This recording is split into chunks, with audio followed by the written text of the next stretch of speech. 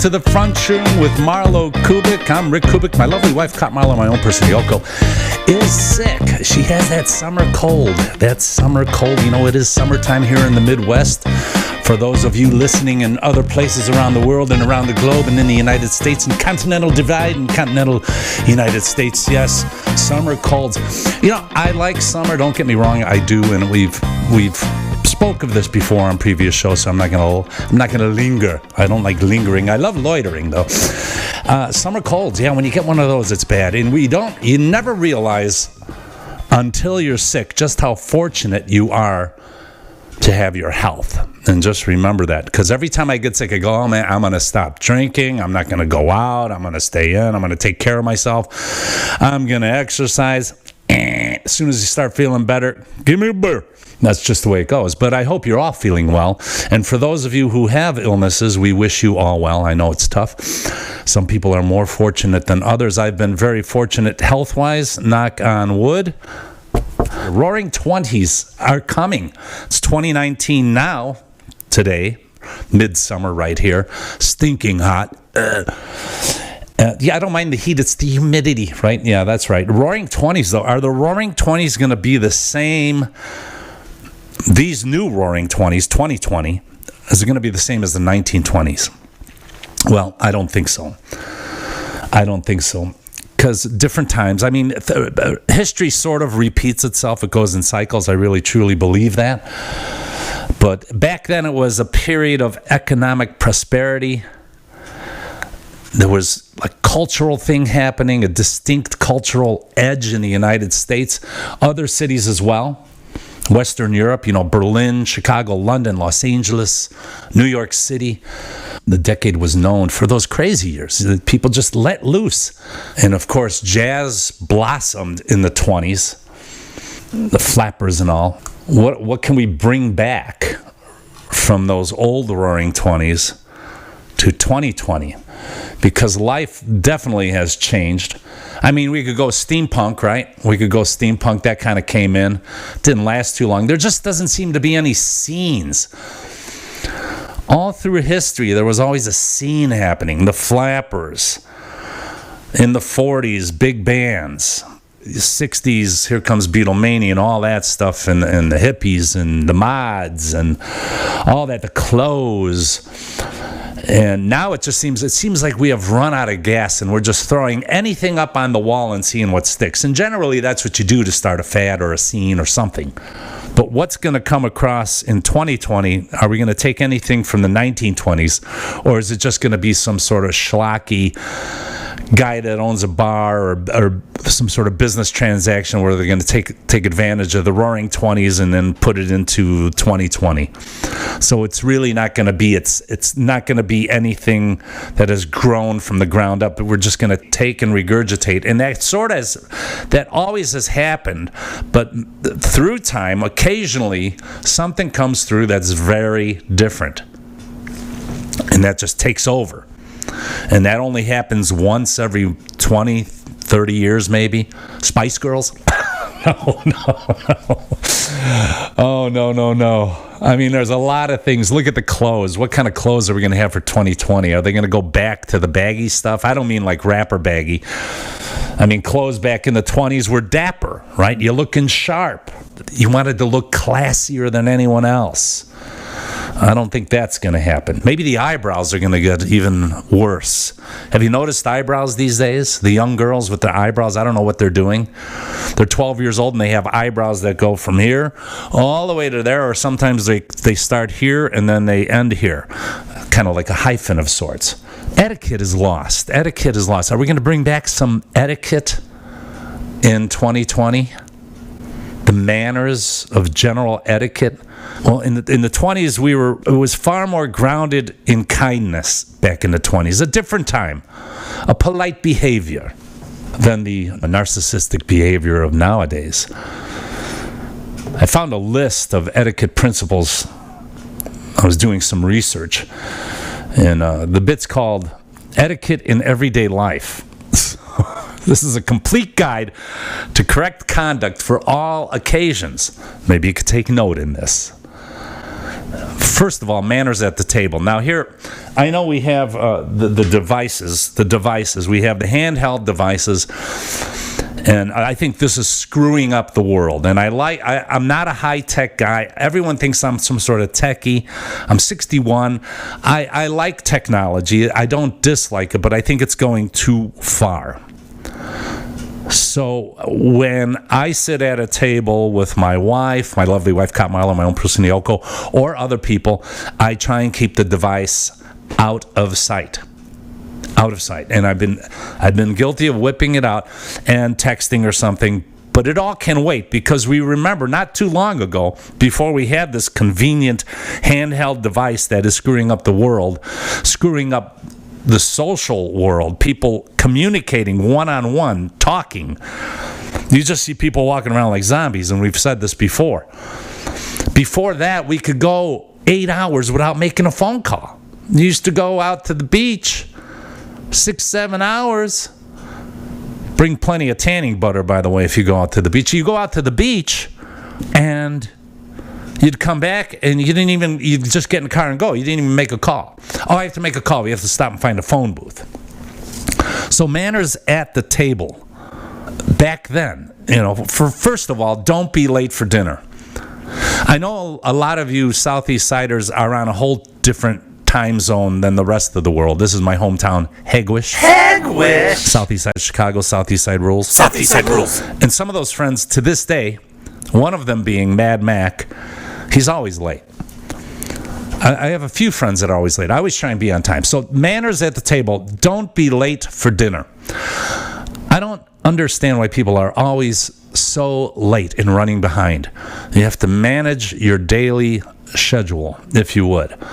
Another thing, now back in the 20s, it said don't be late for dinner. And back in the 1920s, it said don't read at the table. Hence, current day, into the new Roaring Twenties, which are going to be less roaring than the 1920s. Don't read at the table. Don't take your phone out at the table. Communicate with the guy, with the woman, with the people you're with your friends at the table in real time. Hey, what's happening? Bring up a bit of trivia. You don't have to Google it to be right. Just try and use your mind a little bit. I try and do this. I'm trying to bring back and using your mind and speaking. So don't read or pull out your phone at the table. Back in the 1920s, the real Roaring Twenties, don't seat yourself before the lady sits down. Now, you see this all the time. I always wait for my women to sit down, and then I park my ass down. And always put your napkin over the knee. And listen, I just ran into this the other day. I was at a restaurant with family members, and they were passing bread around. And, of course, the restaurant had already sliced the bread, but it wasn't really, you know how sometimes they slice it but don't go all the way through?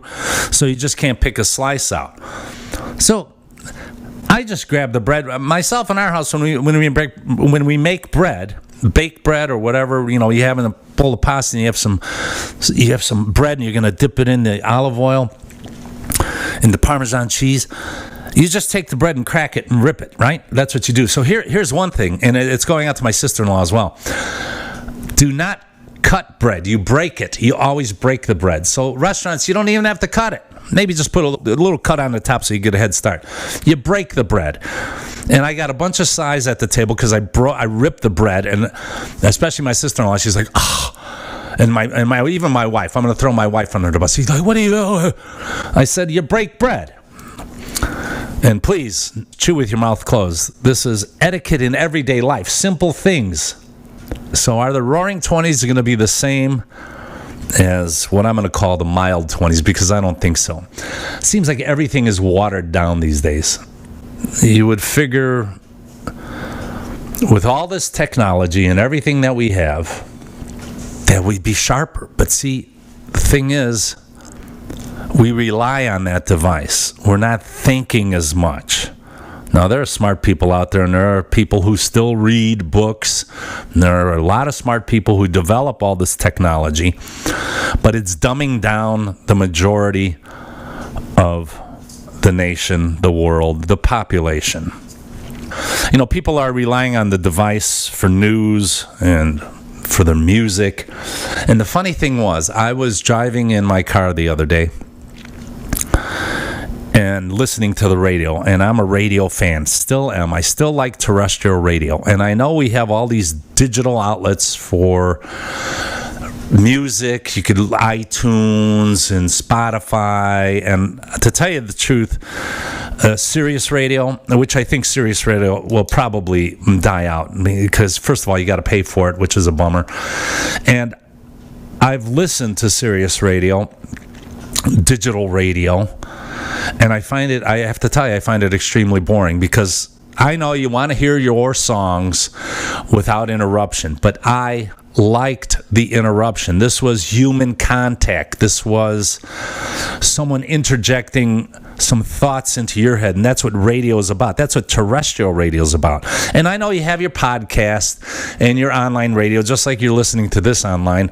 I'm still looking for a terrestrial radio gig, and I'll find one, or I'll get back on WJOB. They air these shows on the terrestrial side as well. Will terrestrial radio die? I don't think it will. And what's it going to be like in 10 or 20 years? It's hard to tell. I think it's going to be there because of its immediacy.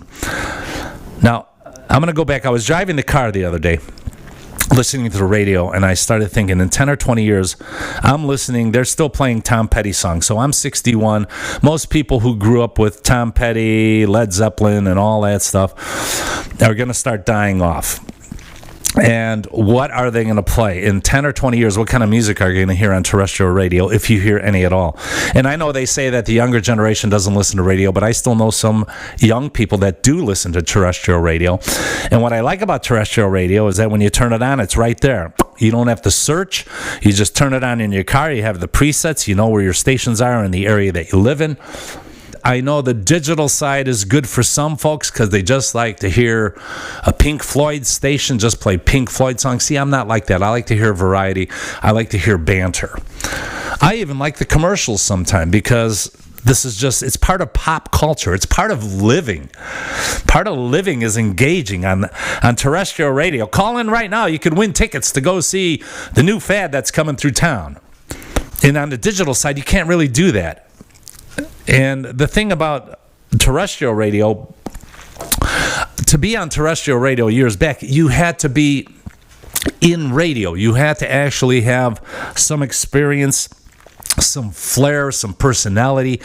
Now, anyone with a microphone and an iPad or an iPhone, look at me, iPad, I'm so outdated by 15 years already.